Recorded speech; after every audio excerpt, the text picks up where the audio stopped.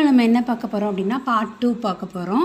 இதில் வந்து ஆங்கிலேய ஆட்சிக்கு எதிராக தமிழகத்தில் நிகழ்ந்த தொடக்க கால கிளர்ச்சிகளில் வேலு நாச்சியார் ஃபஸ்ட்டு பார்க்க போகிறோம். ஓகேவா? வேலு நாச்சியாருடைய காலம் வந்து 1730 to 1796. இவங்க வந்து ராமநாதபுர அரசர் செல்லமுத்து சேதுபதிக்கு ஒரே பெண் வாரிசாக பிறந்தாங்க. எப்போ அப்படி சொல்லி பார்த்தோம்னா 1730. அதுக்கப்புறம் அவருக்கு ஆண் வாரிசு இல்லை அப்படின்றனால அவங்க என்ன பண்ணாங்க அப்படின்னா ஆண் வாரிசு மாதிரி என்னென்னலாம் அவங்க ட்ரைனிங் கொடுப்பாங்களோ எல்லாமே இவங்களுக்கு கொடுத்துருந்துருப்பாங்க. இதில் வந்து என்ன நம்ம பார்க்கணும் அப்படின்னா வளரி, சிலம்பம், இந்த தற்காப்பு கலை எல்லாமே இவங்க பயிற்சி எடுத்திருப்பாங்க. அதுக்கப்புறம் இவங்களுக்கு தெரிந்த மொழிகள் என்னென்னு பார்த்துக்கணும். ஆங்கிலம், ஃப்ரெஞ்சு, உருது இந்த 3 மொழிகளும் அவங்களுக்கு தெரியும். அப்புறம் குதிரை ஏற்றம், வில் வித்தையில் ஃபேமஸ்ஸு. 16 வயசுலேயே இவங்களுக்கு வந்து மேரேஜ் ஆகுது. யாரை கல்யாணம் பண்ணுறாங்கன்னா முத்து வடுகநாதர், அவர் சிவகங்கை மன்னர். அதுக்கப்புறம் வெள்ளச்சி நாச்சியார் அப்படின்னு ஒரு பெண் குழந்தையை வந்து பெற்றெடுக்கிறாங்க. இவங்களுடைய காலத்தில் யார் வருவாங்க அப்படின்னா லெப்டினன்ட் கர்னல் பான்ஜோர் வராரு. 1772 ஆர்காட் நவாபும் இந்த பான்ஜோர் தலைமையில் வந்து கம்பெனி படைகள் வந்து இணைந்து காளையார் கோவிலில் வந்து அரண்மனையை தாக்குறாங்க. அதில் வந்து முத்துவடுகநாதர் வந்து கொல்லப்படுறாரு. அப்போ காளையார் கோயிலில் முத்துவடுகநாதர் எப்போ கொல்லப்படுறாரு? 1772 லெப்டினன்ட் கர்னல் பான்ஜோரும் ஆர்காட் நவாபும் காளையார் கோவில் அரண்மனையை தாக்குறாங்க. அங்கே வந்து முத்துவடுகநாதர் கொல்லப்படுறாரு. ஓகேவா? தன் மகளோடு தப்பி போயிடுறாங்க. எங்கே போய் இருப்பாங்க அப்படின்னா கோபாலநாயக்கர், திண்டுக்கல் கோபாலநாயக்கருடைய பாதுகாப்பில் வந்து விருப்பாட்சியில் போய் எவ்வளோ நாள் இருக்காங்க அப்படின்னா 8 வருஷம் இருக்காங்க. அதுக்கப்புறம் மறைந்து வாழ்ந்த காலத்தில் வந்து ஒரு படைப்பிரிவையே உருவாக்குறாங்க. கோபாலநாயக்கர் மட்டும் இல்லாமல் ஹைதர் அலியோட கூட்டணி ஏற்படுத்திக்கிறாங்க. வேலுநாச்சியார் சார்பில் ஹைதர் அலிக்கு வந்து ஒரு தாண்டவராயர் வந்து லெட்டர் போடுறாரு. யார் தாண்டவராயர் அப்படின்னு பார்த்தோன்னா வேலுநாச்சியாருடைய இராணுவ தலைவர் தான். அவர் வந்து லெட்டர் போடும்போது ஆங்கிலேயரை தோற்கடிக்கிறதுக்காக எங்களுக்கு வந்து ஒரு 5000 காலாட்படையும் 5000 குதிரைப்படையும் வேணும், அனுப்புங்க அப்படின்ற மாதிரி உதவி கேட்டு அனுப்பியிருப்பாங்க. அதுக்கப்புறமா வந்துட்டு வேலுநாச்சியார் உருது மொழியில் வந்து எல்லாத்தையும் டீட்டெயிலாக சொல்லியிருப்பாங்க அப்படின்ற மாதிரி கொடுத்துருப்பாங்க. அப்புறம் அவங்க எவ்வளோ தீவிரமாக இருக்காங்க அதெல்லாம் தேவையில்லை. அதுக்கப்புறம் நெக்ஸ்ட் வந்தோம்னா திண்டுக்கல் கோட்டை தளபதி இருப்பார். யார் அப்படின்னா சையத். அந்த நேம்லாம் பார்த்துக்கணும். யார்? தாண்டவராயர் வந்து இவங்களுடைய இராணுவ தளபதி, வேலுநாச்சியாருடைய இராணுவ தளபதி. ஹைதர் அலியுடைய படைத்தலைவர், திண்டுக்கல் கோட்டை தலைவர் யார் அப்படின்னு சொல்லி பார்த்தோம்னா சையதுன்றவர். அவர் தான் வந்து ஹெல்ப் பண்ணுவார். அதுக்கப்புறம் வேலுநாச்சியார் வந்துட்டு ஆயுதம் குவிஞ்சிருக்க இடங்களை வந்து உளவாளி மூலமாக கண்டுபிடிச்சிருவாங்க. அதுக்கப்புறம் ஹைதர் அலியோட ஹெல்ப்போட சிவகங்கையை ஜெயிச்சிடுறாங்க. ஸோ அப்போ வேலுநாச்சியார் பீரியடில் வந்தவர் யார்? லெப்டினன்ட் பான்ஜோர் தானே? லெப்டினன்ட் பான்ஜோர். ஆமாம், லெப்டினன்ட் பான்ஜோர். அவர் கர்னல் பான்ஜோர் வருவார் இவங்க பீரியடில். அதுக்கப்புறம் வந்து முக்கியமான இன்னொரு விஷயம் என்ன அப்படின்னு பார்த்தோம்னா வேலுநாச்சியாருடைய நம்பிக்கைக்குரிய தோழியாக திகழ்ந்த குயிலியை பற்றி கொடுத்துருப்பாங்க. குயிலி யார் அப்படின்னு சொல்லி பார்த்தோம்னா இவங்களுடைய பெண் படைக்கு தலைவியாக இருப்பாங்க. அவங்க தான் வந்து தமிழ் புக்கில் படிச்சிருப்பீங்க. அந்த விஜயதசமி நாள் அன்னைக்கு வந்து கோட்டை வாசல் திறக்கிற அன்னைக்கு இவங்க போய் இவங்க மேலேயே நெருப்பு வச்சுட்டு ஆயுத கிடங்குக்குள்ளே குதிச்சிருவாங்க குயிலி அப்படின்னு சொல்லிட்டு. இந்த குயிலியை பற்றி உளவு கூற மறுத்தனால கொல்லப்பட்ட பெண் யார் அப்படின்னா மேய்ச்சல் தொழில் புரிந்த உடையாள் அப்படின்ற பெண்ணு. ஸோ அப்போ வந்து 1772 வந்து முத்துவடுகநாதரை கொலை பண்ணியிருப்பாங்க. 8 வருஷம் கழித்து இது மீட்டிருப்பாங்க. மீட்டதுக்கு அப்புறமா வந்து இன்னொரு கொஷின் என்ன இங்கே கேட்டிருந்தாங்க அப்படின்னு பார்த்தீங்கன்னா ஒரு புக்கில் வந்து உடையாள் வந்து வேலுநாச்சியாரை பற்றி உளவு சொன்ன மறுத்தாங்கன்ற மாதிரி கொடுத்துருப்பாங்க. இதில் வந்து குயிலியை பற்றின்னு கொடுத்துருப்பாங்க. குயிலியோடைய அந்த நடுகள் கிட்டக்க தான் இவங்க தாலியை வச்சு வேலுநாச்சியார் கும்பிடுவாங்க. அவ்வளோதான் வேலுநாச்சியாரை பற்றின டீட்டெயில்ஸ். அடுத்து நம்ம வீரபாண்டிய கட்டபொம்மன் பற்றி பார்க்கலாம். வீரபாண்டிய கட்டபொம்மனுடைய கழகம் அப்படின்னு எடுத்துக்கிட்டோம் அப்படின்னா 1790 1799. இவருடைய தந்தை வந்து ஜெகவீர பாண்டிய கட்டபொம்மன். அவருடைய இறப்புக்கு அப்புறமா இவர் பாஞ்சாலங்குறிச்சி பாளையக்காரராக எந்த ஏஜில் பொறுப்பேற்கிறாரு அப்படின்றத பார்க்கணும். 30 வயசில் பொறுப்பேற்பார். ஓகேவா? 30 வயசில் பொறுப்பேற்றிருப்பார். அதுக்கப்புறம் இங்கே இவரோட காலத்தில் வந்து யார் நேம்லாம் வரும் அப்படின்னா ஜேம்ஸ் லண்டன், காலின் ஜாக்சன். இவர் வந்து ரொம்ப சைலண்ட் பர்சன் அப்படின்னு சொல்லிட்டு ஜேம்ஸ் லண்டனும் காலின் ஜாக்சனும் நினைப்பாங்க. அதுக்கப்புறமா பார்த்தோம்னா இவர் ஸ்டார்டிங்கில் ஒழுங்காக தான் இருந்திருப்பார். அந்த 1781 தான் வந்து என்ன நடக்கும் அப்படின்னா, நவாப் வந்து ஒரு உடன்படிக்கை போடுவாங்க. யார் கூட அப்படின்னா, ஆங்கில கிழக்கிந்திய கம்பெனி கூட. அதன்படி மைசூருடைய திப்பு சுல்தானுடன் ஆர்காட் நவாப் போர் புரிந்து கொண்டிருந்த போது என்ன நடக்கும் அப்படின்னு பார்த்தீங்கன்னா, கர்நாடகா ஃபுல்லும் வரி வசூல் பண்ணுற பொறுப்பு வந்து ஆங்கிலேயன் கம்பெனிக்கு போயிடும். ஸோ அதுக்கப்புறம் 1/6 பங்கு வந்து இதில் நவாப்புக்கும் அவருடைய குடும்பத்துடைய பராமரிப்புக்கும் ஒதுக்கப்பட்டுச்சு. அப்போ எவ்வளோ வந்து நவாப்புக்கு கொடுப்பாங்க அப்படின்னா, 1/6 பங்கு வந்து நவாப்புக்கும் அவர் குடும்பத்துக்கும் கொடுப்பாங்க. அப்புறம் பாஞ்சாலங்குறிச்சியிலேருந்து வரி வசூலிக்கிற உரிமையை கம்பெனி பெற்றனால அவங்க என்ன பண்ணுவாங்க அப்படின்னா, கம்பெனி வந்து இந்த வரியெல்லாம் வசூலிக்கிறதுக்காக ஆட்சியர்கள் நியமிப்பாங்க. அவங்க வந்து ரொம்ப இவரை இன்சல்ட் பண்ணனால தான் கட்டபொம்மன் வந்து பிரச்சனை பண்ணுவார். ஜாக்சனோடு ஏற்பட்ட மோதல் அப்படின்னு பார்த்தோம்னா, கம்பெனிக்கிட்டே இருந்து வசூலிக்க வேண்டிய நிலுவை எவ்வளோ இருந்தது அப்படின்னா, 1798 3310 பக்கோடா இருந்தது. இதை வசூலிக்கிறதுக்காக ஜாக்சன் என்ன பண்ணுவார் அப்படின்னா, இராணுவத்தை அனுப்பணும் அப்படின்னு நினைப்பார். மெட்ராஸ் கவர்மெண்ட் அனுமதி வழங்காது. அப்போ 1798 ஆகஸ்ட் 18 ஆகஸ்ட் 18 வந்து ராமநாதபுரத்தில் வந்து தன்னை சந்திக்குமாறு கட்டபொம்மனுக்கு ஆணை பிறப்பிப்பார். உடனே சரி அப்படின்னு சொல்லிட்டு கட்டபொம்மனும் போய் மீட் பண்ண போவார். ஆனால் இவர் மீட் பண்ணவே மாட்டார். குற்றாலம், ஸ்ரீவில்லிபுத்தூர் 2 பிளேஸ்லையுமே ராம்நாடு, குற்றாலம், ஸ்ரீவில்லிபுத்தூர்னு போய்கிட்டே இருப்பாங்க. ஆகஸ்ட் 18 செப்டம்பர் 19 2 டேட்டுமே பார்த்துக்கோங்க. அது 8, 18, இது 9, 19. 8, 18, இது 9, 19. ஓகேவா? அப்போ கட்டபொம்மன் வந்து 1798 செப்டம்பர் 19 போய் ஜாக்சனை வந்து சந்திக்கிறாரு. 3 மணி நேரம் நிற்க வைப்பாங்க. அதுக்கப்புறம் வந்து அவமானப்படுத்தின உடனே கைது பண்ண பார்ப்பாங்க. சிவசுப்பிரமணியோடு இவருக்கு தப்பிச்சு போகலாம் பார்ப்பாரு. ஊமைத்துறை வந்து கட்டபொம்மனை மட்டும் தப்பிக்க வச்சுருவார். ஆனால் சிவசுப்பிரமணியம் பிள்ளையை வந்து கைது பண்ணிடுவாங்க. உடனே பாஞ்சாலங்குறிச்சி போனவொடனே கட்டபொம்மன் என்ன பண்ணிடுவார் அப்படின்னா, ஜாக்சன் எப்படிலாம் தன்னை அவமானப்படுத்தினார் அப்படின்னு சொல்லிட்டு மெட்ராஸ் ஆட்சிக்குழுவுக்கு சொல்லிடுவார். அந்த குழுவில் வந்து யார் இருந்தாங்க அப்படின்னு பார்த்தீங்கன்னா, வில்லியம் ப்ரவுன், வில்லியம் ஓரம், ஜான் காசாமேசர் இவங்க எல்லாருமே இருப்பாங்க. அவங்க என்ன பண்ணிடுவாங்க அப்படின்னா, கட்டபொம்மன் மற்றும் அந்த ப்ராப்ளம் பண்ண ஜாக்சன் எல்லாருமே வந்து இங்கே ஆஜராக சொல்லி விசாரணை பண்ணுவாங்க. அப்புறம் சிவசுப்பிரமணியை ரிலீஸ் பண்ணிவிட்டு ஜாக்சனை வந்து பணியை விட்டு தூக்கிடுவாங்க. ஆளுநர் யார் அப்படின்னா எட்வர்ட் கிளைவ் தான். அதுக்கப்புறம் குழுவின் முன்பு வந்து கட்டபொம்மன் வந்து ஆஜராகி விளக்குவார் என்னென்ன நடந்துச்சு அப்படின்னு. எப்போ அப்படின்னா 1798 டிசம்பர் 15. பாஞ்சு சொல்லியிருக்காரு. டீசெண்டாக பாஞ்சு போய் சொல்லியிருக்காரு அப்படின்னு ஞாபகம் வச்சுக்கோங்க. அப்புறம் கட்டபொம்மன் குற்றவாளி கிடையாது அப்படின்னு சொல்லிட்டு அப்புறம் ஜாக்சனை தூக்கிட்டு எஸ்ஆர் லூசிங்டன் அப்பாயிண்ட் பண்ணுவாங்க. நிலுவைத் தொகையில் வந்து 1080 பக்கோடா 1080 பக்கோடாவை மட்டும் பேலன்ஸ் வச்சுட்டு மிச்ச தொகையை வந்து இவர் செலுத்திடுவார். ஓகேவா? மொத்தம் 3310 பக்கோடா வந்து இவர் தர வேண்டி இருந்துச்சு. 1080 தவிர மித்த எல்லாத்தையும் கட்டிடுவார். ஃபஸ்ட்டு எப்போ வந்து போய் மீட் பண்ணுறதுக்கு போவார்? 1798 8-18 ஆகஸ்ட் 18. அதுக்கப்புறம் 9-19 ஸோ செப்டம்பர் 19. அதுக்கப்புறமா இப்போ டிசம்பர் 15 வந்து இந்த சென்னை கமிட்டிக்கு முன்னாடி வந்து நடந்த ப்ராப்ளத்தை சொல்லியிருப்பார். அப்புறம் கட்டபொம்மனும் பாளையக்காரர்களுடைய கூட்டமைப்பும். திண்டுக்கல்லோட கோபால நாயக்கர், ஆனைமலையின் யதுல், இது வந்து அப்படியே பொறுத்துகளை கேட்டிருந்திருக்காங்க ஆல்ரெடி. திண்டுக்கல்லில் யார் அப்படின்னா கோபால நாயக்கர், ஆனைமலையில் வந்து யதுல் நாயக்கர்.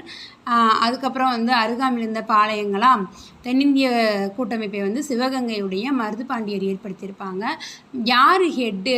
இந்த தென்னிந்திய கூட்டமைப்புடைய ஹெட்டு யார் அப்படின்னா மருதுபாண்டியர் தான் அதன் தலைவராக செயல்பட்டார். ஓகேவா? அதுக்கப்புறம் திருச்சிராப்பள்ளி அறிக்கை ஒன்று தயாரிப்பாங்க. மருது சகோதரர்களை வந்து கட்டபொம்மன் சந்திக்கிறத லூசிங்டன் வந்து தடுக்க ட்ரை பண்ணிக்கிட்டே இருப்பார். ஆனால் மருது சகோதரர்களும் கட்டபொம்மனும் ஜாயின் பண்ணி ஆங்கிலேயரை எதிர்க்கணும்னு முடிவுக்கு வந்துடுவாங்க. அதுக்கப்புறமா வந்து சிவகிரி பாளையக்காரரை தங்களோட இணைக்கணும்னு ட்ரை பண்ணுவாங்க. அவங்க மட்டும் வந்து மறுத்துக்கிட்டே இருப்பாங்க. அதனால் இவர் என்ன பண்ணுவார்? சிவகிரியவே அட்டாக் பண்ணலாம் அப்படின்னு சொல்லிட்டு கட்டபொம்மன் முன்னேறுவார். சிவகிரி பாளையத்துக்காரவங்க வந்து கம்பெனிக்கு கப்பம் கட்டிக்கிட்டு இருந்தனால ஆங்கிலேயன்ஸ் என்ன நினைப்பாங்க, இவங்க நம்மளை எதிர்க்கிறாரு அப்படின்ற மாதிரி டென்ஷன் ஆயிடுவாங்க. அப்போ திருநெல்வேலி நோக்கி படைய போங்க அப்படின்னு சொல்லிட்டு கம்பெனி உத்தரவு போட்டுருவாங்க. இப்படி தான் கட்டபொம்மனுக்கும் ஆங்கிலேயர்களுக்கும் ப்ராப்ளம் வந்து பெருசாகும். அதுக்கப்புறம் மே மாதம் 1799 மெட்ராஸில் இருந்த வெல்லஸ்லி பிரபு, அப்போ கட்டபொம்மன் பீரியடில் இருந்த அந்த ஆங்கிலேய ஹெட் யார்? வெல்லஸ்லி பிரபு. சரி, ஒரு ரீகால் பண்ணிக்கலாம். புலித்தேவர் பீரியடில் யார் யார் இருந்தாங்க? ஃபஸ்ட்டு ஹெரான் இருந்திருப்பார், கேம்பல் லாஸ்ட்டாக இருந்திருப்பார், யூசுஃப் கான் இருந்தாங்க. அதுக்கப்புறம் வந்து வேலு நாச்சியார் பீரியடில் வந்து பான்ஜோர் இருந்தார். அதுக்கடுத்து இவரோட பீரியடில் வந்துட்டு லாரன்ஸ் இருந்தாங்க, ப்ரௌனு, காசாமேசர்லாம் இருந்தாங்க. அதுக்கப்புறம் இப்போ வெல்லஸ்லி பிரபு வராரு. ஓகேவா? வெல்லஸ்லி பிரபு திருச்சி, தஞ்சை, மதுரை பகுதிகளில் நிறுத்தி வைக்கப்பட்டிருந்த படைகளை திருநெல்வேலி நோக்கி போங்க அப்படின்னு சொல்லிட்டு ஆர்டர் போடுவார். அதுக்கப்புறம் மேஜர் பானர்மேன் தலைமையில் வந்து அந்த படை போகும். திருவிதாங்கூர் படைகளும் பிரிட்டிஷ் படைகளோட ஜாயிண்ட் ஆயிரும். ஓகேவா? ஜாயிண்ட் ஆனவொடனே என்ன நடக்கும் அப்படின்னா, கட்டபொம்மனை சரணடையணும் அப்படின்னு சொல்லி செப்டம்பர் 1 வந்து சொல்லியிருப்பாங்க. செப்டம்பர் 1 சரணடைய சொல்லியிருப்பாங்க. ஆனால் அவர் சரணடைஞ்சிருக்க மாட்டார். செப்டம்பர் 5 என்ன பண்ணுவார் பானர்மேன் அப்படின்னா, ராமலிங்கர் அப்படின்ற ஒரு பர்சனை அனுப்பி கோட்டை ரகசியங்களை சேகரிச்சுட்டு வாங்க அப்படின்னு சொல்லிடுவார். உடனே அவரும் வந்து எல்லா டீட்டெயிலும் கேதர் பண்ணிட்டு வந்து சொல்லுவார். சொன்ன உடனே எல்லா டீட்டெயிலையும் வந்து கொடுத்தோடனே இவர் அதுக்கேற்ற மாதிரி எப்படி இவங்களை அட்டாக் பண்ணலாம் அப்படின்னு பேனர்மேன் வந்து உத்திகளை வந்து திட்டமிடுவார். அடுத்து கோலார்பட்டியில் வந்து சிவசுப்பிரமணியை வந்து கைது பண்ணிடுவாங்க நடந்த மோதலில். ஓகேவா? கோலார்பட்டியில் நடந்த ப்ராப்ளமில் வந்து சிவசுப்பிரமணியை கைது பண்ணிடுவாங்க. அப்புறம் கட்டபொம்மனை தூக்கில் போடுறது ஃபைனல் பாயிண்ட்டு. ஸோ எப்போ அப்படின்னு பார்த்தீங்க அப்படின்னா, கட்டபொம்மன் புதுக்கோட்டைக்கு தப்பி போயிருப்பார். பிரிட்டிஷார் வந்து அவர் தலைக்கு வந்து கண்டுபிடிச்சிட்டு வந்தால் இவ்வளோ அமௌண்ட் அப்படின்னு சொல்லி ஒரு அமௌண்ட்டை ஃபிக்ஸ் பண்ணிடுவாங்க. புதுக்கோட்டையில் இருக்கிற அரசர்களும் எட்டயபுரத்தில் இருக்கக்கூடிய அரசர்களும் வந்து துரோகம் பண்ணனால பிடிபட்டுருவார். நாகலாபுரத்தில் பார்த்தீங்க அப்படின்னா சிவசுப்பிரமணிய பிள்ளையை வந்து தூக்கில் போடுவாங்க. நாகலாபுரத்தில் சிவசுப்பிரமணிய பிள்ளையை தூக்கில் போடுவாங்க. இது முக்கியமான பாயிண்ட்டு. என்ன டேட்டு அப்படின்னா, இயரை காட்டிலும் டேட்டோட நம்ம கண்டிப்பாக படித்து தான் ஆகணும். அப்போ நாகலாபுரத்தில் எந்த டேட் அப்படின்னா, செப்டம்பர் 13 வந்து நாகலாபுரத்தில் சிவசுப்பிரமணியத்தை வந்து தூக்கில் போட்டிருப்பாங்க. பானர்மேன் வந்து சும்மா விசாரணைன்ற பேரில் முடிச்சுட்டு அக்டோபர் 16 வந்து விசாரணை பண்ணுற மாதிரி பண்ணிவிட்டு அக்டோபர் 17 வந்து கட்டபொம்மனை தூக்கில் போட்டுருவாங்க. ஓகேவா? கட்டபொம்மனை தூக்கில் போட்டுருவாங்க. அதோட வந்துட்டு நமக்கு வீரபாண்டிய கட்டபொம்மன் வந்து ஃபினிஷ்டு. இந்த 1799 செப்டம்பர் 13 நாகலாபுரம் சிவசுப்பிரமணி, 1799 அக்டோபர் 16 வந்து கட்டபொம்மன். இது மட்டும் ஞாபகம் வச்சுக்கோங்க. அடுத்தது வந்து நமக்கு யார் அப்படின்னா மருது சகோதரர்கள். மருது சகோதரர்கள் வந்து பெரிய மருதை வந்து வெள்ளை மருதுன்னு சொல்லுவாங்க. அவருடைய காலம் வந்து 1748 1801. அவரோட சின்ன மருது வந்து எவ்வளோ வந்து சின்ன பையன் அப்படின்னு பார்த்தீங்கன்னா ஒரு 5 வருஷம்தான் சின்ன மருது. 53 to 1801 தான். முத்துவடுகநாதர் வந்து இறந்ததுக்கப்புறமா காளையார் கோவிலில் வந்து அரசு உரிமையை மீட்பதற்காக வேலு நாச்சியாருக்கு ஹெல்ப் பண்ணவங்க. வேறு என்ன, கட்டபொம்மனுடைய இறப்புக்கு அப்புறமா ஊமைத்துறையோடு இணைந்து இவங்க வேலை பார்ப்பாங்க. அவங்களுடைய கழகம் அப்படின்னு எடுத்துக்கிட்டோம்னா, கட்டபொம்மனுடைய கழகம் 1799 அப்புறம் 1800. இந்த மருது சகோதரர்களுடைய கழகம் தான் என்னன்னு அழைக்கப்படுதுன்னா 2வது பாளையக்காரர் போர் அப்படின்னு குறிப்பிடப்படுகிறது. மருது சகோதரர்கள் கழகம் தான் என்ன அப்படின்னு சொல்லப்படுகிறது அப்படின்னா 2வது பாளையக்காரர் போர் அப்படின்னு சொல்லி அழைக்கப்படுகிறது. சிவகங்கையின் மருது பாண்டியர், இது ஆல்ரெடி நம்ம பார்த்தோம்ல இப்போ கொஞ்சம் நேரம் முன்னாடி பொறுத்துகளில் வரும்னு, யதுல் நாயக்கர் பார்த்தோமா? ஸோ அதே தான். சிவகங்கையின் மருது பாண்டியர், திண்டுக்கல்லில் வந்து கோபால நாயக்கர், மலபாருடைய கேரளவர்மா, மைசூரின் கிருஷ்ணப்பா, அப்புறம் துண்டாஜி. மைசூரின் கிருஷ்ணப்பா மற்றும் துண்டாஜி இவங்க எல்லாரும் ரொம்ப இம்பார்ட்டண்ட். சிவகங்கையின் மருது பாண்டியர், அப்புறம் திண்டுக்கல்லின் கோபால நாயக்கர், மலபாரின் கேரளாவர்மா, மைசூரின் கிருஷ்ணப்பர் மற்றும் துண்டாஜி இவங்க வந்து கூட்டமைப்பு வழிநடத்தப்பட்டுச்சா. விருப்பாட்சியில் ஏப்ரல் மாதம் 1800 வந்து கம்பெனிக்கு எதிராக வந்து கிளர்ச்சி பண்ணணும் அப்படின்னு முடிவெடுப்பாங்க. சீக்கிரமாக ராம்நாடு, மதுரை எல்லா ஏரியாவுக்குமே பரவிடும். அதுக்கப்புறம் மைசூருடைய கிருஷ்ணப்பா, மலபாருடைய கேரளவர்மா இவங்க மீது வந்து போர் தொடுக்க போகிறோம் அப்படின்னு கம்பெனி அறிவிப்பாங்க. கோயம்புத்தூர், சத்தியமங்கலம், தாராபுரம் பகுதியிலையும் பாளையக்காரர்கள் பிடிக்கப்பட்டு தூக்கில் போட்டுருவாங்க. கட்டபொம்மனுடைய சகோதரரான எங்கெங்கெல்லாம் வந்து பாளையக்காரர்களை தூக்கில் போட்டாங்க அப்படின்னு பார்த்தோன்னா, கோயம்புத்தூர், சத்தியமங்கலம், தாராபுரம். கட்டபொம்மன் சகோதரரான ஊமைத்துரை, செவத்தையா இவங்க 2 பேரையும் பாளையங்கோட்டை சிறையிலேருந்து தப்பி கமுதியில் பதுங்கியிருப்பாங்க. சின்னமருது வந்து என்ன பண்ணுவார் அப்படின்னு பார்த்தீங்கன்னா, அவங்கள வந்து அவருடைய தலைமையிடமான சிறுவயல் அப்படின்ற இடத்துக்கு அழைச்சிட்டு போயிடுவார். சின்னமருது வந்து ஊமத்துரையையும் செவத்தையாவையும் பாளையங்கோட்டை சிறையில் இருந்து சிறுவயலுக்கு அழைச்சிட்டு போகிறாரு. பாஞ்சாலங்குறிச்சி கோட்டை வந்து குறைந்த காலத்தில் மறுபடியும் கட்டி முடிக்கப்பட்டுச்சு. காலின் மெக்காலே என்ன பண்ணுவாங்க அப்படின்னா, அவர் தலைமையில் ஏப்ரலில் மறுபடியும் கோட்டையை முற்றுகையிடுவாங்க. மருது சகோதரர்களிடம் சிவகங்கையில் அடைக்கலம் கோரினர். யார்? அதாவது ஊமைத்துரையும் செவத்தையாவும். ஓகேவா? அப்படி தப்பி ஓடியவங்கள ஒப்படைங்க அப்படின்னு சொல்லி காலின் மெக்காலே சொல்லுவார். பட் ஆனால் மருது சகோதரர்கள் ஒப்படைக்க மாட்டாங்க. அதனால் அக்னியும் இன்னஸும் என்ன பண்ணுவாங்க அப்படின்னா, படையை நடத்திட்டு போவாங்க. கர்னல் அக்னியும் கர்னல் இன்னஸும் சிவகங்கையை நோக்கி படையை நடத்திட்டு போகிறாங்க. அப்போ ஜூன் மாதம் 1801 இவங்க மருது சகோதரர் என்ன பண்ணுவாங்க அப்படின்னா, திருச்சிராப்பள்ளி பேரறிக்கை அப்படின்னு சொல்லிட்டு ஸ்ரீரங்கம் கோவில் சுவர், மன்னருடைய கோட்டையை சுற்றிலாம் ஒட்டி வச்சுருவாங்க. அதுக்கப்புறமா இது வந்து என்ன பண்ணுவாங்க, நவாப்போட கோட்டை முன் சுவர் ஸ்ரீரங்கம் கோவிலுடைய சுற்றுச்சுவர்லேயும் ஓட்டிட்டாங்க இல்லையா. ஆங்கிலேயருக்கு எதிராக இந்த மாதிரி பாளையக்காரர்கள் எல்லாரையும் ஒன்று திரண்டினோடனே அவங்களால பொறுத்துக்க முடியாது. கிட்டத்தட்ட எவ்வளோ பேரை வந்து இவர் சேர்ப்பார் அப்படின்னு பார்த்தீங்கன்னா, 20,000 பேரை ஆங்கிலேயருக்கு ஆப்போசிட்டாக சேர்த்துருப்பார். 20,000 ஆட்களை வந்து ஆங்கிலேயருக்கு ஆப்போசிட்டாக திரட்டியிருப்பார். அதுக்கப்புறம் வங்காளம், சிலோனு, மலேயா இங்கேருந்துலாம் படையை வர வச்சு பெரிய அளவில் கோவப்பட்டுருவாங்க ஆங்கிலேயன்ஸ். அதுக்கப்புறம் பிரிட்டிஷாருடைய பிரித்தாளும் கொள்கையை வந்து மறுபடியும் ஃபாலோ பண்ணி தான் படையில் வந்து பிரிவினையை உண்டாக்குவாங்க. ஏன்னா 20,000 வீரர்கள் இருக்காங்க இல்லையா கலைக்கிறதுக்காக. அதுக்கப்புறம் மே 1801 தஞ்சாவூர், திருச்சியிலலாம் கலகக்காரர்களை தாக்குவாங்க. பிரான்மலை காளையார் கோவிலில் போய் கலகக்காரர்கள் தஞ்சம் புகுந்துருவாங்க. அதுக்கப்புறம் 1801 கலகம் தோற்றனால சிவகங்கையை ஜாயின் பண்ணிடுவாங்க. ராமநாதபுரத்தின் அருகே திருப்பத்தூர் கோட்டையில் அக்டோபர் 24 ஐநா தினம் அன்னைக்கு மருது சகோதரர்களை தூக்கில் போட்டுருவாங்க. 1801 அக்டோபர் 24 ஐநா தினம் அன்னைக்கு மருது சகோதரர்களை தூக்கில் போட்டுருவாங்க. ஊமைத்துரையும் செவத்தையாவையும் நவம்பர் 16 பாஞ்சாலங்குறிச்சியில் தலை துண்டிக்கப்பட்டனர். 1801 தான். அக்டோபர் 24 அப்படின்றா மருது சகோதரர்கள் தூக்கு. நவம்பர் 16 அப்படின்னா பாஞ்சாலங்குறிச்சியில் தலை துண்டிப்பு ஊமத்துரை, செவத்தையா. இது போக 73 பேர் வந்து பிடிக்கப்பட்டு மலையாவோட பினாங்குக்கு நாடு கடத்தப்பட்டார்கள். வேற என்ன, மருது சகோதரர்களுடைய கழகம் வந்து தென்னிந்திய புரட்சின்னு அழைக்கப்பட்டுச்சு அப்படின்னு சொல்லியிருக்காங்க. இதெல்லாம் இம்பார்ட்டன்ட் பாயிண்ட்டு. அடுத்து கர்நாடக உடன்படிக்கை. இந்த டேட்டெல்லாம் நல்லா ஞாபகம் இருக்கணும். ஃபஸ்ட்டு செப்டம்பர் 13 1799 நாகலாபுரம் சிவசுப்பிரமணியம் பிள்ளை. அப்புறம் 1799 கட்டபொம்மன் கயத்தாறு. 1799 அக்டோபர் 16 17 ஞாபகம் வச்சுக்கோங்க.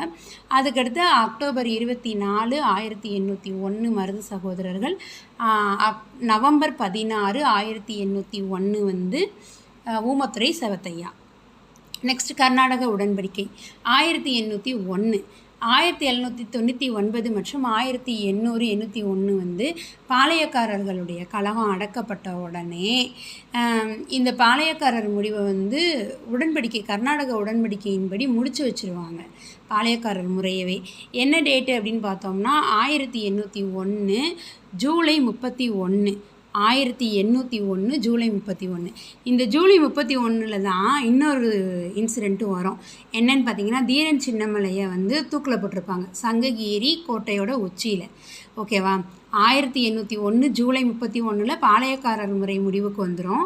1805 ஜூலை 31 சங்ககிரி கோட்டை உச்சியில் வந்து தீரன் சின்னமலையை வந்து தூக்கில் போடுவாங்க. ஓகேவா? சரி, தீரன் சின்னமலையுடைய காலம் 1756 to 1805. தீர்த்தகிரி அப்படின்னு அழைக்கப்பட்டவர் தான் இந்த தீரன். 1756 பிறந்திருப்பார். சிலம்பு, வில்வித்தை, குதிரை ஏற்றம், அது மட்டும் இல்லாமல் நவீன போர் முறையையும் கற்று வச்சுருந்துருப்பார். குடும்ப நல பிரச்சனைக்கு தீர்வு கொடுக்கறது, இந்த செயல்பாடுகள்லாம் இவர் வந்து கொங்கு பகுதியில் செஞ்சுட்டு வந்திருப்பார். மைசூர் சுல்தானுடைய கட்டுப்பாட்டில் தான் அப்போ வந்து கொங்கு பகுதி இருந்துச்சு. அந்த திப்புவோடைய திவான் முகமது அலி அவர் வந்து என்ன பண்ணுவார் அப்படின்னு பார்த்தீங்கன்னா, வரி வசூலிப்பார். அந்த மாதிரி வரி வசூலித்து வரும்போது இவர் போய் இடையில மறித்து பணத்தை பிடுங்கிடுவார். சென்னிமலைக்கும் சிவமலைக்கும் இடையில இருந்து சின்னமலை பணத்தை பிடுங்கிடுச்சின்னு அப்படின்னு சொல்லிடுவார். அதனால தான் இவருக்கு தீரன் சின்னமலை அப்படின்னு பேர் வந்துச்சு. அதுக்கப்புறம் திவான் வந்து சின்னமலையை தாக்குறதுக்கு படை அனுப்புவார். எங்கே இவங்க வந்து சண்டை போட்டுக்கிட்டாங்க அப்படின்னு கேட்பாங்க. நொய்யல் ஆற்றங்கரையில் வந்து சண்டை நடந்துச்சு.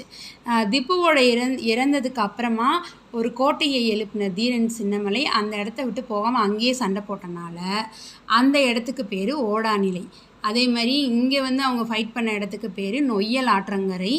அதுக்கப்புறம் என்ன நடந்துச்சு அப்படின்னு பார்த்தீங்கன்னா, இறுதியாக வந்து அவரையும் அவர் சகோதரர்களையும் கைது செய்ய ஆங்கிலேயர்கள் வந்து சங்ககிரியில் சிறை வைப்பாங்க. ஆங்கிலேய ஆட்சியை இவர் ஏற்க மாட்டார். அதனால் இவரை 1805 ஜூலை 31 சங்ககிரி கோட்டையோடைய உச்சியில் வந்து தூக்கில் போட்டிருப்பாங்க. சங்ககிரி கோட்டையின் உச்சியில் தூக்கில் போட்டிருப்பாங்க. அவ்வளோதான் தீரன் சின்னமலை. ஓகேவா? நெக்ஸ்ட்டு வேலூர் புரட்சி. வேலூர் புரட்சி அப்படின்னு எடுத்துக்கிட்டிங்க அப்படின்னா, பாளையக்காரர்கள் அனைவரையும் ஒடுக்கிறதுக்கு முன்னாடி கிழக்கிந்திய கம்பெனி என்ன பண்ணியிருப்பாங்க, 1792 திப்பு கூட வந்து போரின் முடிவில் சேலம், திண்டுக்கல் வருவாய் மாவட்டங்களை பெற்றுக்கிருவாங்க. நிறைய பகுதிகளை வாங்கியிருப்பாங்க. அந்த டீட்டெயில் தான் இங்கே கொடுத்துருப்பாங்க. 1792 வந்து சேலம், திண்டுக்கல் வந்து பெற்றுக்கொண்டிருப்பாங்க. 1799 ஆங்கில மைசூர் போர் முடிவில் கோயம்புத்தூரை ஜாயின் பண்ணியிருப்பாங்க. 1798 தஞ்சாவூர் வந்து கப்பம் கட்டும் நிலைக்கு போயிருக்கோம். 1799 கட்டபொம்மன் எதிர்ப்பு, 801 மருது சகோதரர்கள் எதிர்ப்பு. அதுக்கப்புறமா வந்து 1801 ஒப்பந்தம் போட்டிருப்பாங்க. அதன்படி தான் வந்து பாளையக்காரர் புரட்சி வந்து முடிவுக்கு வந்திருக்கும். அந்த முறை 1801 ஜூலை 31 முடிவுக்கு வந்திருக்கோம்.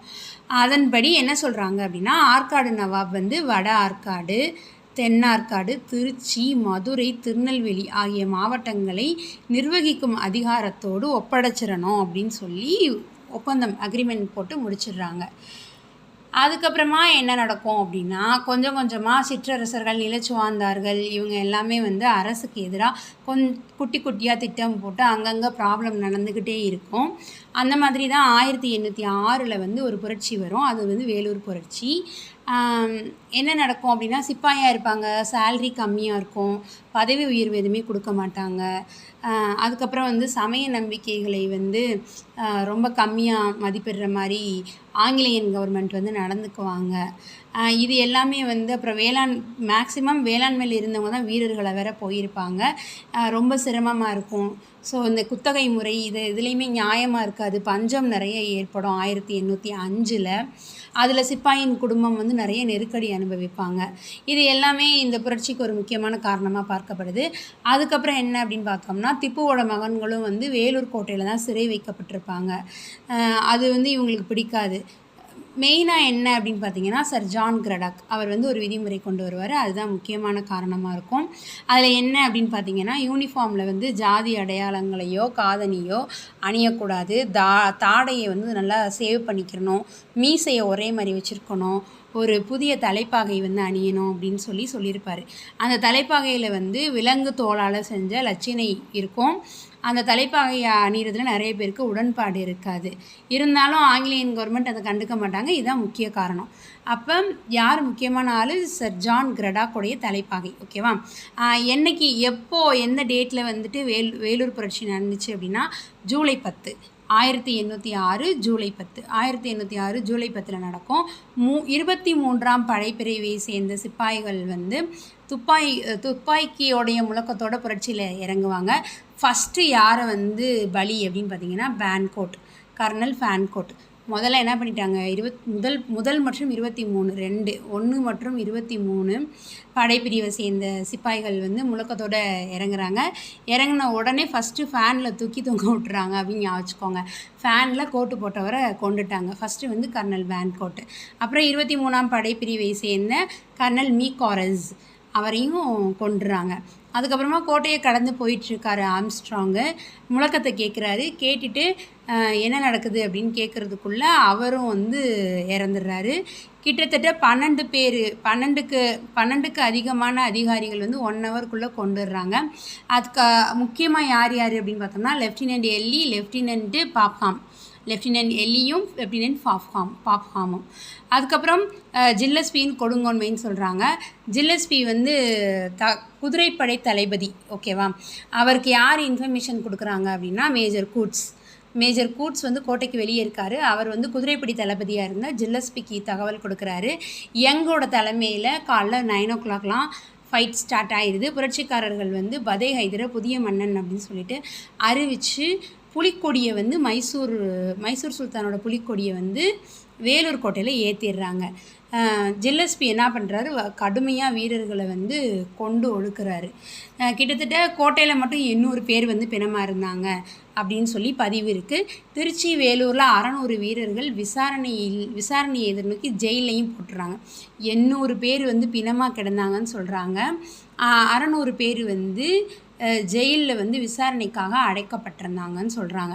ஆனால் நீதிமன்ற விசாரணைக்கு அப்புறமா குற்றவாளி அப்படின்னு நிரூபிக்கப்பட்ட 6 பேரை வந்து பீரங்கியில் கொண்டிருக்காங்க. ஓகேவா? 5 பேரை வந்து துப்பாக்கியில் சுட்டுட்டாங்க. 8 நபர்களை தூக்கில் போட்டிருக்காங்க. அப்போ 6 பேரை என்ன பண்ணியிருக்காங்க, பீரங்கியில் கட்டியிருக்காங்க. 5 பேர் துப்பாக்கியால் சுட்டிருக்காங்க.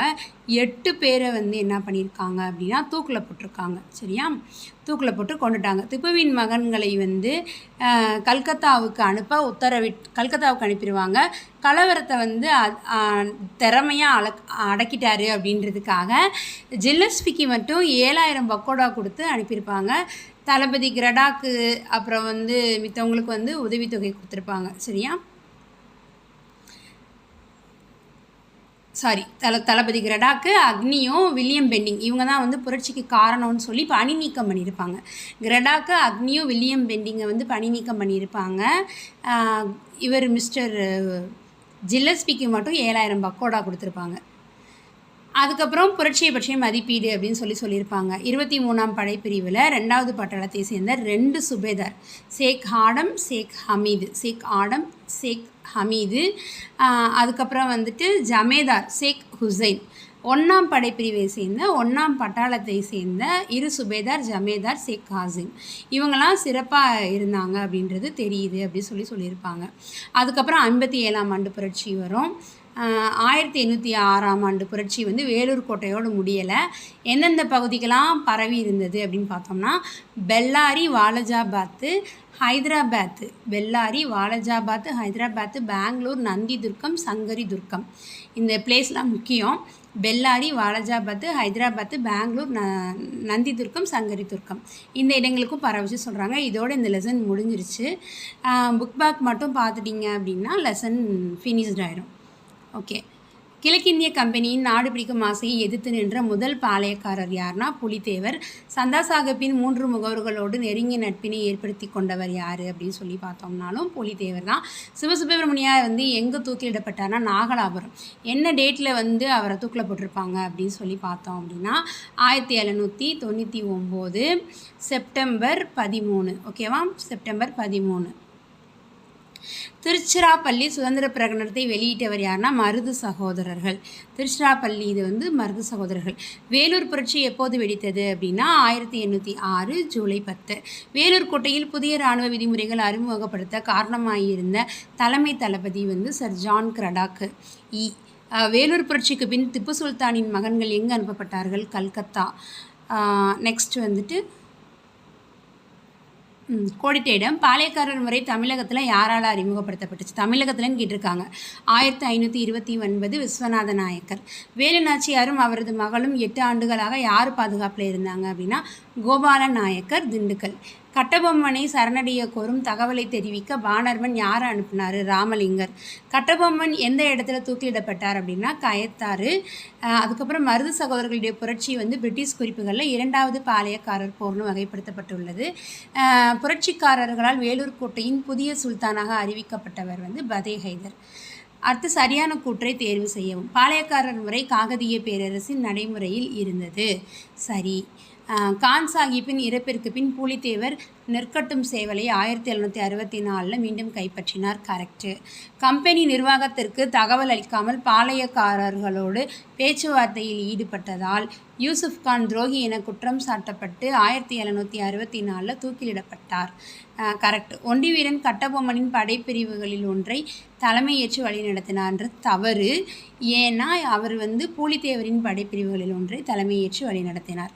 அடுத்தது பார்க்கலாம். அடுத்து பார்த்தீங்கன்னா கர்னல் கேம்பல் தலைமையின் கீழ் ஆங்கிலேய படைகள் மாபூஸ் கானின் படைகளோடு இணைந்து சென்றன.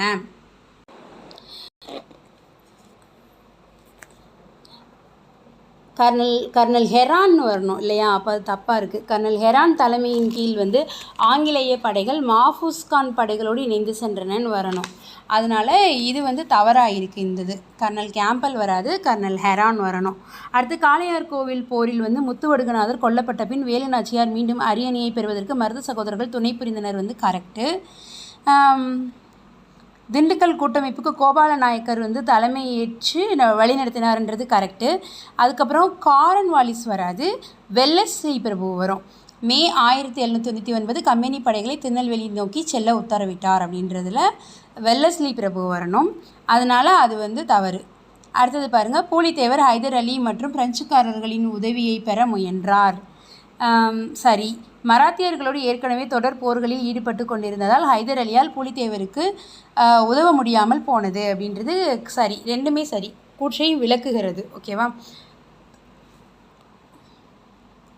இது போக இன்னொரு கொஸ்டின் இருக்குது. பழைய புக்கில் இருக்கும், இதில் இல்லை. அதையும் நான் உங்களுக்கு சொல்லிடுறேன். புதிய இராணுவ நெறிமுறை மட்டுமல்லாமல் தலைப்பாகையில் வைக்கப்படும் தோலிலான லட்சணையும் கடும் எதிர்ப்பை விளைவித்தது. தோல் லட்சணை விலங்குகளின் தோலில் செய்யப்பட்டது. ரெண்டுமே சரி. சரியாக விளக்குகிறது. தீர்த்தகிரி ஓடாநிலை, கோபால நாயக்கர் திண்டுக்கல், பேனர்மேன் ராமலிங்கனார், ஷேக் ஆதம் வேலூர் புரட்சி. Okay, thank you friends. கீப் வாட்சிங்.